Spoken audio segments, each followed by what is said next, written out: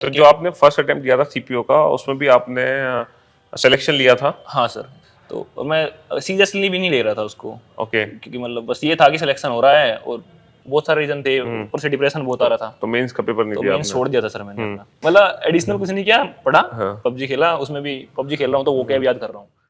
हाँ, तो भाई हमारे साथ है आज अनुज तोमर, जो कि बागपत यूपी से आए हुए हैं और इन्होंने दिल्ली पुलिस में रैंक हासिल करी है 29। तो जानेंगे इनके बारे में कि इनकी जो रैंक आई है 29, ये किस अटेम्प्ट में इन्होंने रैंक हासिल करी और क्या क्या इनको चीजें करनी पड़ी, क्या इन्होंने ऐसा कुछ खास किया जो इतनी अच्छी रैंक लेकर आए हैं ये, और कुछ बातें भी आपको बताएंगे जो आपको नहीं करनी होंगी। तो भाई सबसे पहले तो आपको बहुत बहुत स्वागत है अनुज। और सबसे पहले तो आप अपना एजुकेशनल बैकग्राउंड बताइए कि आपने 10th-12th जो स्कूलिंग की है, ग्रेजुएशन की है, कहाँ से किया? सर मेरी जो 10th और 12th है वो होम टाउन बड़ौद से हुई है। अच्छा, सीबीएसई से 10th-12th की है। आपने बड़ौद से किया है? हाँ सर, ओके। सीबीएसई से की है। केयर सिंह से मैंने 12th की है और फिर मैंने ग्रेजुएशन के लिए जामिया का एंट्रेंस एग्जाम दिया था, जामिया मिल्लिया इस्लामिया का। मेरे को फिजिक्स पसंद था, तो मेरे को फिजिक्स ऑनर्स मिल गया था। ओके। तो सेकंड लिस्ट में मेरा नाम आया था, तो फिर मेरे को फिजिक्स ऑनर्स मिला, वहाँ से मैंने ग्रेजुएशन की है फिजिक्स ऑनर्स से। ओके। 2019 में मेरी ग्रेजुएशन कंप्लीट हुई। उसके बाद फिर मैं मुखर्जी नगर आ गया था तैयारी के लिए। फिर मैं वहाँ से इंग्लिश पढ़ा और कुछ दिन जीके पढ़ा था, फिर लॉकडाउन लग गया था तो मैं घर चले गया था। उसके बाद फिर मैं दिल्ली नहीं आया। अच्छा, कुछ इंग्लिश और थोड़ी जीके ऑफलाइन पढ़ के आप घर आपकी वापसी हो गई थी? इंग्लिश पूरा पढ़, ग्रामर कर ली, ग्रामर पोर्शन कर लिया था। अच्छा, उसके बाद आप घर चले गए? हाँ सर। और फिर घर जाने के बाद लॉकडाउन लग गया? लॉकडाउन फिर नहीं पढ़े सर। फिर पढ़ाई नहीं करी? फिर तो बस थोड़ा थोड़ा पढ़ लिया, 2 घंटे पढ़ लिया, कुछ भी पढ़ लिया। अच्छा। जीके पढ़ लिया, कुछ भी। वो रिवीजन नहीं किया, सबसे मेन बात, जीके का रिवीजन नहीं किया, वो सबसे बड़ी गलती है। और मन नहीं करता था जीके पढ़ने का मेरा, जो चीज याद करने के वो याद करने का मेरा बिल्कुल मन नहीं करता। अगर कुछ कैलकुलेशन है तो मैं अच्छे से करता हूँ। ये जो प्रॉब्लम है अनुज, ये आपकी नहीं है, सब बहुत से सारे, बच्चों के मतलब 90% आजकल जितने भी इंटरव्यू चलते हैं तो सबसे पहले बच्चे एक ही कमेंट में सेक्शन में क्वेश्चन डालता है कि जीके जीएस कैसे तैयार किया। तो मुझे लगता है कि आप उनके लिए बहुत बढ़िया एग्जाम्पल रहोगे, क्योंकि आप कह रहे हो कि आपका याद करने का बिल्कुल मन नहीं करता। बिल्कुल। जीके जीएस आपने कभी भी याद नहीं करी और कभी भी उसको पढ़ाने ही हल्के में लिया। तो बच्चे जरूर जानना चाहेंगे, तो फिर एग्जाम में किस तरीके से आपने जीके जीएस के क्वेश्चन अटेम्प्ट किए हैं? उससे पहले कुछ तो पढ़ा होगा? हाँ हाँ बता। हाँ। पहले पढ़ा किसी भी टीचर से, जैसे हिस्ट्री हो गया, हिस्ट्री अगर 20 दिन में 1 महीने खत्म कर रहे हैं तो मैंने 4 में किया। अच्छा। ठीक है, थोड़ा थोड़ा करके करता रहा। आधा वीडियो कर लिया कि टीचर से, ठीक है, किसी से भी कर लिया, कोई टॉपिक उठाया उससे आधा वीडियो कर लिया, क्योंकि मेरी पॉलिटी तो मोस्ट ऑफ हो गई थी, 3/4 यहाँ पे हो गई थी, तो पॉलिटी तो मेरी कंप्लीट थी। तो उसके बाद फिर मैं ऐसे ही करता रहा। फिर उसके कुछ मॉक तो मैं दे ही रहा था, कभी ना कभी मॉक दे देता था, या फिर पेपर में चला जाता था, सीएचएसएल वगैरह का पेपर दे दिया, तो हो तो जाता था उनमें, पर वो ये नंबर तो कम ही आते थे, मार्जिन बहुत कम होता था उनके बीच में। फिर एनसीईआरटी लाया मैं, 6th और 7th की एनसीईआरटी भी पढ़ी। अच्छा। वो अच्छे से पढ़ी, फिर वो भी छोड़ दी। वो भी छोड़ दें? क्योंकि वो बार बार मैथ की तरफ, मैथ बहुत अच्छा लगता था, मैथ अच्छा भी था, तो इसलिए मैथ की तरफ, रीजनिंग की तरफ, इनकी तरफ। वो कैब याद करने की तो वो भी छोड़ दी, वो भी नहीं करता था। वो कैब एक इंग्लिश सीरीज बहुत देखी सर ग्रेजुएशन टाइम में। आर्टिकल्स बहुत पढ़े, क्योंकि बच्चे पॉलिटिक्स में रहते हैं तो आर्टिकल्स बहुत, उससे इंग्लिश ठीक हो गई थी, लेकिन इतनी अच्छी नहीं थी कि अच्छे नंबर ले आऊँ, पर हाँ काम चल जाता था। 40 नंबर 38 नंबर ऐसा आ जाते थे 50 में से। फिर जीके ऐसे ही चलता रहा, एनसीईआरटी पढ़ी। फिर जब लास्ट, तो ये पहले वाला सीपीओ ऐसे ही दिया, उसमें 17 नंबर आए थे 50 में से जीके में। अच्छा। ओवरऑल थे 148 नंबर। अच्छा। उसमें मैथ्स में 48 नंबर और रीजनिंग में 47.5 नंबर या 47.75 कुछ ऐसे थे, उन्होंने बचाया। और नॉर्मलाइजेशन मेरे को मिला नहीं था, और इंग्लिश में शायद 39 या 38 नंबर थे, ऐसा ही कुछ था टोटल। फिर उसके बाद जो आपने फर्स्ट अटेम्प्ट दिया था सीपीओ का, उसमें भी आपने सिलेक्शन लिया था? हाँ सर। अच्छा, कौन सी उसमें रैंक आई थी आपकी? मेरी 867 रैंक आई थी। 867 रैंक आई थी। ओके, उसके बट आसपास मनचाही ही पोस्ट होगी। आपको नहीं मिली हाँ थी? सर, नहीं मिली थी। ओके, और वो आप कमी मानते हैं कि वो जो कमी थी वो सिर्फ और वो सिर्फ जीके और इंग्लिश जीएस, वोकैब, जीके और वोकैब की वजह से। जीके और वोकैब की वजह से कमी थी, हाँ जो सर, आप रैंक क्योंकि हासिल नहीं मैथ कर रीजनिंग पाए में थे तो मैं, फर्स्ट अटेम्प्ट में? हाँ सर, तो मैं सीरियसली भी नहीं ले रहा था उसको। ओके। क्योंकि मतलब बस ये था कि सिलेक्शन हो रहा है, और वो ये बच्चे को पता नहीं होता, वो सोचता है कि तेरा तो हो जाएगा। अब मॉक में इंग्लिश में मेंस में अच्छे नंबर आ रहे थे, 180 प्लस आ रहे थे, लेकिन वहाँ पे मेंस में 161 ही आए, तो बहुत बड़ा मार्जिन आ गया 20 नंबर का। तो फिर ऐसे ही जीके फिर ऐसे ही करता, लेकिन अब की बार जब किया तो बहुत सीरियस था अब की बार। अच्छा। क्योंकि मैंने सीजीएल दिया था, मेरे 165 थे सीजीएल में, सीजीएल का मेंस छोड़ दिया था। ओके। रीजनिंग में भी वही 47.5 के आसपास थी, सीजीएल में भी, रीजनिंग में और मैथ्स में दोनों में सेम ही था। मैंने मेंस छोड़ दिया था कि नहीं, अब की बार तो दिल्ली पुलिस ही चाहिए, लेकिन नॉर्थ इंडिया चाहिए, हर बच्चे को नॉर्थ इंडिया चाहिए, तो नॉर्थ इंडिया ही चाहिए, घर के पास है हमारे, तो 2 स्टार जॉब है तो सर मिल जाएगी। इसलिए मैंने छोड़ दिया, सीजीएल छोड़ दिया था अपना मेंस। और भी रीजन थे सीजीएल छोड़ने के, वही 4 दिन लगते सर वहाँ पे जाने में, बठिंडा मेरा पेपर था तो टाइम आता, ऊपर से कंप्यूटर नहीं पढ़ा था, कंप्यूटर नहीं पढ़ा सीजीएल के लिए कंप्यूटर नहीं पढ़ा था, वो पढ़ना पड़ता, तो उसमें भी टाइम जाता। मैं नहीं, मैं नहीं पढ़ रहा, बहुत सारे रीजन थे, ऊपर से डिप्रेशन बहुत आ रहा था, तो मेंस का पेपर नहीं तो दिया मेंस छोड़ दिया था सर मैंने अपना। और मैंने और भी फॉर्म भरे थे, वो भी छोड़ दिए। वैसे मेरे पहले पेपर बहुत सारे हो रखे थे, एमटीएस हुआ, उसका प्री देके छोड़ दिया, क्योंकि सीट खराब नहीं करनी किसी, क्योंकि मेरे को जाना तो था नहीं। ऐसे सीएचएसएल हुआ था मेरा 22 वाला, सीजीएल भी हुआ था, उस मतलब ये सीजन में टाइपिंग में भी रह गया था मैं, और इंग्लिश में भी बहुत कम नंबर आए थे, क्योंकि मैं ऐसे ही टिक लगा के आ गया था सर की होना तो है ही नहीं, क्योंकि टाइपिंग में फेल हूँ मैं, आती नहीं मेरे से। तो इस वजह से ऐसे ही करके आ गया था। तो मतलब बस ये था कि सीपीओ क्लियर था, उसके लिए मेहनत की थी, फिजिकल में भी, सब में, प्री मेडिकल में भी प्री मेडिकल करवा लिया था सारा के सारा, कि ये सिलेक्शन चाहिए इसमें। उम्मीद थी कि मतलब वैकेंसी बहुत ज़्यादा आई थी, तो उम्मीद थी कि दिल्ली पुलिस मिल जाएगी, पर मेंस में बहुत कम आई। तो फिर एक सेटबैक भी लगा, फिर कोई नहीं सर, फिर से मॉक लगा, फिर मैंने मॉक बहुत लगाए, इस वाले सीपीओ के लिए मॉक बहुत लगाए सर। मेंस के लिए 36 मॉक लगाए, और प्री के लिए नहीं पता कितने लगाए। अच्छा। ज्यादा ही लगाए होंगे, क्योंकि आखिरी में आगे बस, क्योंकि सर मेरे कंसेप्ट तो क्लियर थे, सब क्लियर था, मैथ रीजनिंग में मेरे अच्छे नंबर बनने थे। जीके के लिए मैंने ऐड कर लिया था, 3 घंटे जीके के लिए ऐड कर लिए थे। जब मैं गाड़ी में पेपर देने अलीगढ़ जा रहा था प्री का, तो मैं उससे, अच्छा, पेपर अलीगढ़ था आपका? हाँ मेरा अलीगढ़ था, गाड़ी से अलीगढ़ में किस जगह था? अलीगढ़ के बाहर की साइड था वो स्कूल, मेरे को नहीं पता सर। अच्छा, ओके। इतना नहीं पता अलीगढ़ के बारे में, बस अलीगढ़ के मतलब बाहर आके था वो। अच्छा। तो जो भी कॉलेज था वो वहाँ पे दिया, और वो जरूर करता मैं, जो ये थे ना, जो मेरे को लग रहा था इम्पोर्टेंट है, जैसे ये थे सर विटामिन हो गए, कुछ ऐसे टॉपिक जो स्टैटिक के अच्छे टॉपिक्स थे जो रिपीट होते थे, वो मैंने किए। और मेरी शिफ्ट की जीके आसान भी थी औरों के मुकाबले। हाँ सर, मतलब मैं उसी देखो, आसान और टफ तो सीधी सी बात है कि आपने जो पढ़ा वो हाँ, आपके वो एग्जाम में मेरा आया मेरा तो आ आपको गया। आसान लगा। हाँ देखो, ओवरऑल जैसे कि आपने बताया कि आप थोड़े से सीरियस नहीं रहे इन सब्जेक्ट्स को लेके, लेकिन दो चीजें मैंने ऑब्जर्व की है। एक तो आपने जो रेगुलर मॉक दिए हैं, रेगुलर मुक्ति ऐसे उसका रिजल्ट बहुत बहुत आज अच्छा। देख ही लो उसका रिजल्ट। हाँ सर, उससे होता क्या है कि आप सोच रहे हो कि हम किसी सब्जेक्ट के प्रति सीरियस नहीं है, लेकिन मॉक जो आप दे रहे थे ना रेगुलर, उससे हो क्या रहा था कि टाइम टू टाइम सारे टॉपिक्स रिवाइज हो रहे थे, इतना आप बड़ा ना है, चाहते हुए भी सारा रिवीजन हो रहा इतना था। बड़ा था, लेकिन जो मेन एसएससी वाला है वो रिवाइज हो रहा था बाद वो में। रिवाइज हो रहा था, वही जरूरी है, क्योंकि एट द एंड रिवीजन बहुत जरूरी होता है, और रिवीजन के लिए ही मॉक टेस्ट की प्रैक्टिस की जाती है। और आपको ये भी समझ आ रहा था कि एग्जाम में किस तरीके के क्वेश्चंस आएंगे, उनको टैकल कैसे करना है, स्पीड भी इंप्रूवमेंट हो रही स्पीड थी, इंप्रूवमेंट सबसे मेन हो गई हाँ, सर। एक्यूरेसी भी आपकी इंप्रूवमेंट जब मैंने इंप्रूव पहला हो रही सीजन थी। दिया सर, मेरे को 2 क्वेश्चन या 3 क्वेश्चन छूट गए थे, और लास्ट में मॉक में आते आते मेरे को 6 मिनट बचता था।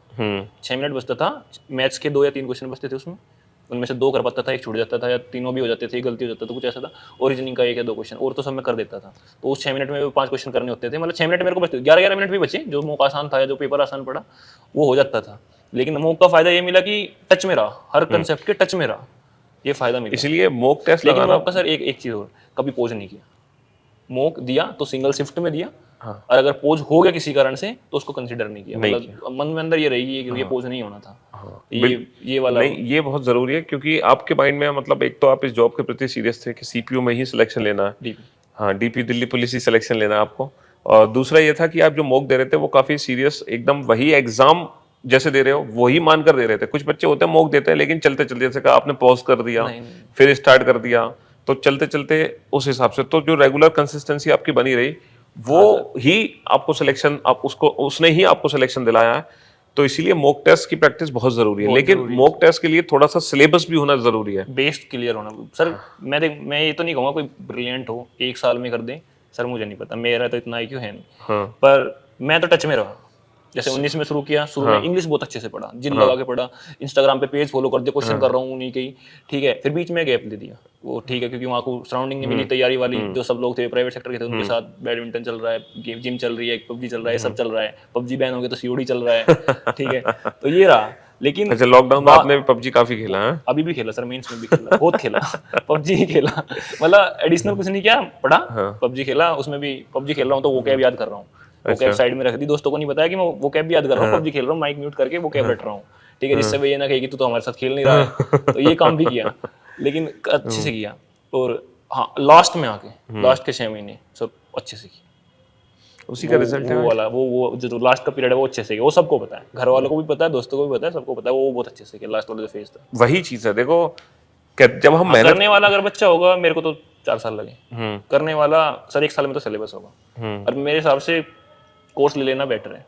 गाइडेंस मेरे पास सर गाइडेंस नहीं थी, मैं सच बता रहा हूँ। मेंस के लिए गाइडेंस, एक तो AIR बना आए थे मोहित चौधरी, गगन प्रताप सर के साथ उनका इंटरव्यू, एक तो उनसे ली, एक विकास ताया यार 7 आए थे, उनसे ली, एक मेरी लाइब्रेरी में गौरव भैया थे, और 1-2 बंदे और थे, उनसे ली। उनकी इंग्लिश अच्छी थी। मेंस के लिए गाइडेंस मिली, प्री वीरी के लिए कोई गाइडेंस नहीं थी। जो टीचर से, क्योंकि सर मैथ रीजनिंग तो सभी का हो जाता है, मतलब मेरा तो हो जाता है, सभी का, मेरे को तो यही लगेगा। टीचर की गाइडेंस बहुत जरूरी है, मतलब चाहे तो कोई सीनियर हो बच्चा जो बता दे कि, क्योंकि जो मेरा छोटा भाई है अब है तो उमर, मतलब भाई है वो मेरा, बस वो 8 महीने तैयारी किया, वो CRPF लेके चला गया। अच्छा। इंग्लिश उसकी अच्छी थी, मेरे जैसी सी थी, उसने मेंस में मेहनत की, उसके 171 बने थे, मतलब मेरे 61 बने थे। उसकी इंग्लिश अच्छी थी, 8 महीने उसने यही पढ़ा, जीके और रीजनिंग और मैथ। जीके भी उसका ठीक ठाक था, क्योंकि वो सर कॉलेज में रहते हैं ना, तो थोड़ा पता होता है हिस्ट्री के बारे में, थोड़ा ज्योग्राफी के बारे में। 8 महीने में उसको सीआरपीएफ मिल गया था, 8 महीने प्री के लिए, उसके बाद 2-3 महीने मेंस के लिए, तो वो सीआरपीएफ लेके ये वही है जिन्होंने मतलब उन्होंने और आपने दोनों ने एक साथ दोनों मेरा ने, बैच लिया था। आपसे और गगन सर से पढ़ा है मैं, उसने भी रीजनिंग आप ही से पढ़ा है, मैंने अच्छा। भी। 1-2 बच्चे हो रहे हैं, उनका भी नाम आने वाला है सर, मतलब ये छोटे छोटे अभी ग्रेजुएशन हुई है उनकी। हाँ, तो वो भी तैयारी कर अब रहे हैं। बैठेंगे तो अब मेरे बाद वही आएंगे। आप ही से पढ़े हैं। बिल्कुल बिल्कुल भाई, हम तो चाहते हैं कि आप पढ़ो और सिलेक्शन लेके आओ। उनकी रैंक शायद 1100 के आसपास थी। अच्छा अबे तोमर, अच्छा अच्छा तो वे भी आपसे पढ़े हैं रीजनिंग, मैथ गगन सर से पढ़े हैं। उसका मैथ भी पूरा नहीं था, अच्छा। मैथ पूरा नहीं पढ़ा था, जितना पढ़ पाया इतना पढ़ा था। फिर एग्जाम में भी जाना नहीं चाह रहा था कि भाई मेरे से नहीं होगा। मैं कहा भाई तू दे तो ले। और फिर मेंस में अच्छे नंबर आ गए उसके, मतलब सीआरपीएफ के लिए तो अच्छे आ गए, रैंक के लिए तो नहीं आए, उनका भी हो गया था।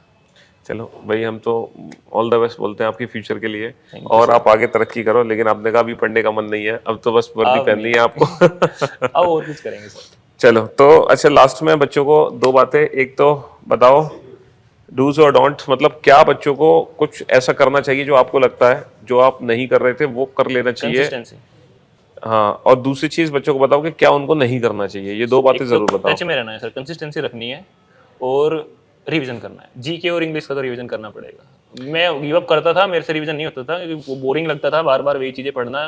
और एक फिजिक्स वाला बंदा जिसको प्रैक्टिकलिटी में बहुत विश्वास हो, प्रैक्टिकल चीजों में, तो उसको तो लगेगा कि ये तो रट रहा है, क्या काम आएगी, पर वो काम आएगी, वो सिलेक्शन दिलाएगी। सीधी सी बात ये। यही बात है कि कंसिस्टेंसी और मतलब revision time to time, revision. क्योंकि फिर आप कितना भी पढ़ लो कोई फायदा नहीं अगर आप रिवीजन नहीं कर रहे हो। मेरी विजुअल अच्छी है, लेकिन लर्निंग अच्छी नहीं है, याद नहीं होता, लेकिन विजुअल अच्छा है कि कौन से पेज पे कहाँ ये हो जाता है, याद हो जाता है, ऐसा हो जाता है कि अच्छा उधर उधर लिखा है कुछ, तो उससे तो हो जाता है मेरा। लेकिन याद अच्छी नहीं है, तो उसके लिए बार बार रिवीजन, वो कैब का इसलिए मैंने बार बार रिवीजन।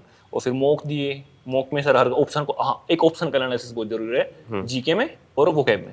ऑप्शन का एनालिसिस, जो नहीं, वर्ड ऑप्शन एनालिसिस तो मैं मानता हूँ रीजनिंग और मैथ्स में भी बहुत जरूरी है। नहीं, ऑप्शन का ठीक है। मतलब मेरा कहने का मतलब ये है कि काफी रीजनिंग और मैथ्स में ऐसे क्वेश्चन होते हैं जो ऑप्शन, अगर आपको क्वेश्चन भी नहीं आ रहा तो आप ऑप्शन से कर सकते हैं, वो नहीं कह रहा सर मैं। जैसे कोई वोकैब का वर्ड आया, उसमें 4 वर्ड दिए, हाँ, तो उन चारों के बारे में पता होना जरूरी है। राइट राइट राइट, जीके और वोकैब में बहुत जीके और वोकैब में जरूरी है, बिल्कुल बिल्कुल। एसएससी अगली बार उससे नहीं देगा, नीचे वाले से देगा। ये बिल्कुल आपने सही कहा कि जो 4 ऑप्शन आ रहे हैं उन 4 ऑप्शन में जो शब्द हैं उन शब्दों के बारे में आपको पता होना बहुत जरूरी है। वो तो सर होता है जो आप बता रहे थे। हाँ, एक तो डिजिटल सम का कांसेप्ट होता है, वो लगा के क्वेश्चन सोल्व कर देते हैं, या फिर नहीं हो रहा तो ऑप्शन देख के पता लग जाता है कि यही होगा। सीएसआई में मैंने किया है ऐसे, सीएसआई में, एससीआई में स्पेशली, क्योंकि वो बहुत बड़ा होता है। अच्छा। अब उसको कहाँ सोल्व करे, ऑप्शन से चेक करा, ये अप्रोक्स ये बैठेगा तो ये कर देते हैं। और क्या बच्चों को नहीं करना चाहिए, ये तो आपने बताया कि कंसिस्टेंसी रिवीजन बहुत जरूरी है। सीपी वाले बच्चों को सर फिजिकली वेट नहीं गेन करना है, फिजिकल में वेट गेन नहीं करना है, वरना फिजिकल नहीं क्वालिफाई होगा। क्योंकि अगर वेट गेन कर लिया तो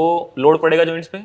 जब प्री के बाद रेस की तैयारी करोगे, मेंस की तैयारी नहीं कर पाओगे। नहीं कर पाएंगे। फिजिकल की तैयारी में मैं पहली बार फिजिकल की तैयारी की तो मेरे से मेंस की तैयारी नहीं हुई, मैं थक जाता था। हाँ। तो अब थोड़ा कंसिस्टेंस भी नहीं था, तो आदमी को एक्सक्यूज चाहिए, एक्सक्यूज मिल जाता था, थका हुआ मैं तो मैं नहीं पढ़ रहा। अब की बार क्या किया कि वेट गेन तो था नहीं, वेट तो पहली बार में था, लेकिन जॉइंट प्रिपेयर नहीं थे, तो अब की बार अच्छे से प्रिपेयर थे, तो थकान भी नहीं हुई, तो मेंस की तैयारी भी अच्छे से की। ये बात उन्होंने बहुत सही कही कि जो बच्चे तैयारी कर रहे होते हैं, जिनको फर्स्ट अटेम्प्ट होता है, जिनको आइडिया नहीं होता, तो वो वेट गेन, मतलब मान लो थोड़ा सा वेट भी है आपके बॉडी में एक्स्ट्रा, तो आप प्रीलिम्स देते हो, प्रीलिम्स के बाद आप फिजिकल की तैयारी शुरू कर देते हो।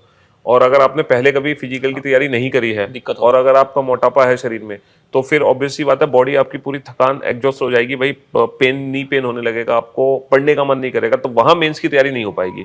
तो वो फिर फिजिकल की तैयारी भी बेकार हो जाती है हमारे लिए जब हम मेंस की तैयारी नहीं कर पाते। तो फिजिकल की तैयारी तो ऐसी होनी है जस्ट लाइक आपका रूटीन पार्ट होना चाहिए एक्सरसाइज का, कि ये तो डेली की एक्सरसाइज है, मेरे को ज्यादा कर लेंगे, अभी रूटीन, तो वो वाली चीज और एक सर सोना है। मैंने मेंस में एक गलती की, मैं 2 दिन नहीं सोया। 2 दिन नहीं सोया मेंस में 2 दिन नहीं सोया, मेरी आंखें गर्म हो रखी थी, मैं हैंकी को गिल्ला करके जेब में रख के लाया था, उसको ऐसे ठंडा कर रहा था। उससे क्या हुआ, दिमाग काम ही नहीं करा। 6-7 क्वेश्चन ऐसे गलती किए, बाद में शेम फील हो रहा था। मेरे 181.25 के आसपास बना था। क्या पता 29 रैंक थी, पहली रैंक आप ही की। नहीं, पहली तो नहीं आती सर, एनसीसी होता तो आ भी जाती, एनसीसी नहीं था।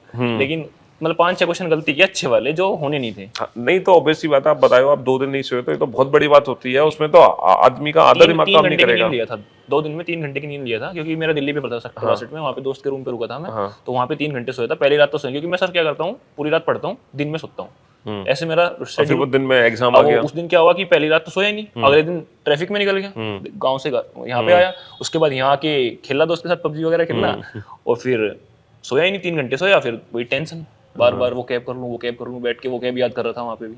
फिर वहाँ जाके वो, क्योंकि मेरे को नींद आती है 9 बजे, अब 9 बजे एग्जाम शुरू था, मैं आती थी तो 7 बजे आने शुरू हो जाती है नींद में, 7 से 2-3 बजे तक सोता हूँ, तो वही फिर 9 बजे एग्जाम, तो फिर उसमें बहुत दिक्कत थी, क्योंकि स्किप कर रहा था लास्ट में, जब पैसेज पे आया तो दिमाग स्किप कर रहा था, स्किप पढ़ कर नहीं रहा था, नहीं मन skip कर करेगा, रहा आप था। एग्जॉस्ट हो गए होगे उस समय, आपको लग रहा होगा बस निकलूं मैं यहाँ से हाँ, जल्दी। 1-2 क्वेश्चन 3-5 किए, अच्छे वाले गलती किए, बाद में शेम भी फील हुआ, लेकिन दिल्ली पुलिस मिल गई, कोई टेंशन।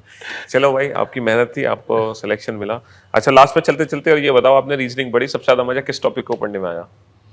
सबसे ज्यादा सर, मैं बताऊँ, रीजनिंग पढ़े बहुत दिन हो गए, लेकिन सबसे ज्यादा मजा किसमें आया, सोचने दो सर, तो सोचना पड़ेगा। एक कैलेंडर, जो मेरे को हार्ड लगता है, एक स्लोक्स। सिलॉक्स क्योंकि सर, ये टॉपिक थे जो पहले नहीं पढ़े थे, जो पहले नहीं पढ़े थे, और आपको लगा कि टाइम लगता था, कैलेंडर में तो बहुत टाइम लगता था, वो मैं तो वो लगाता था साथ साथ काट काट के। और जब आपने वो ट्रिक्स अप्रोचेस सीकर जब आंसर्स आने लगे जल्दी, तो आपको लगा मतलब उस वजह से फिर पूरा ही पढ़ दिया, पूरी रीजनिंग ही पढ़ दी।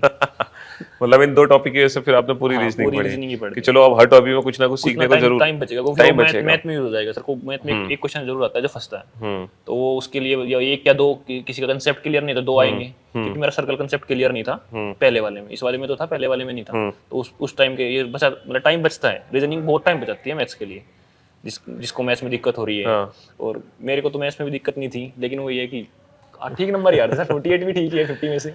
चलो भाई, नहीं है। बहुत बहुत थैंक यू सो मच आपका यहाँ आने के लिए और बच्चों को गाइडेंस देने के लिए, क्योंकि देखो आप टीचर तो बच्चों को डेली क्लास में कुछ ना कुछ बोलता रहता है, लेकिन जो बच्चों को रियल मोटिवेशन मिलता है, जो एक्चुअल में जो आप फील करके आ रहे हो ना एग्जाम में, वो बच्चों के बहुत कम आता है। जैसे आपने भी 3 बच्चों से गाइडेंस ली जो अभी सेलेक्ट हुए लेटेस्ट, हाँ सर, और आप बता रहे हो वो उनकी गाइडेंस आपके काम भी आई, तो बस इसीलिए हम आपको बुलाते हैं, क्योंकि अब आपकी गाइडेंस किसी और के काम आए। सर तो भाई, अच्छी थी उनकी गाइडेंस। हाँ, thank you so much Anuj.